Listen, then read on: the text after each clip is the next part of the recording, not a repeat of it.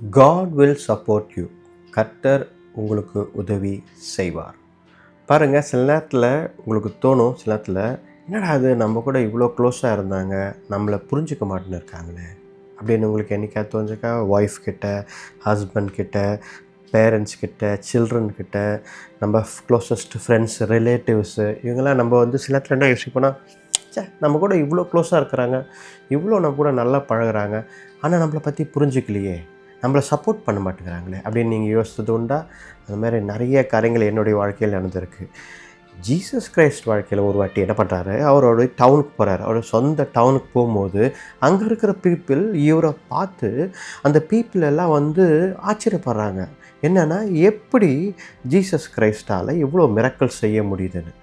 அவர்கள் அவரை ஒரு சன் ஆஃப் காடாக பார்க்கல. அவங்க எப்படி பார்க்குறாங்க அப்படின்னா, ஒரு மெசையாவை பார்க்கல.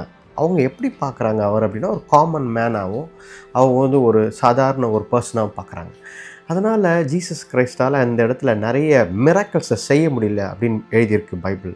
He could not do many miracles because of the lack of faith. பாருங்கள், நம்ம வாழ்க்கையில் கூட நிறைய பேர் நமக்கு சப்போர்ட் பண்ண மாட்டாங்க. நம்ம யோசிப்போம், என்னடா இது இவ்வளவு க்ளோஸாக இருந்து இவங்க நம்மளை புரிஞ்சிக்க மாட்டேங்கிறாங்களே அப்படி யோசிப்போம். But God understands you. ஏன் தெரியுங்களா? பிகாஸ் ஹி ஹாஸ் பீன் இந்த சுச்சுவேஷன். இந்த சுச்சுவேஷன் அவர் இருந்திருக்கார், அவரும் இந்த இடத்துல இருந்திருக்கார். அவருக்கு தெரியும் நம்ம இருதயத்தை பற்றி.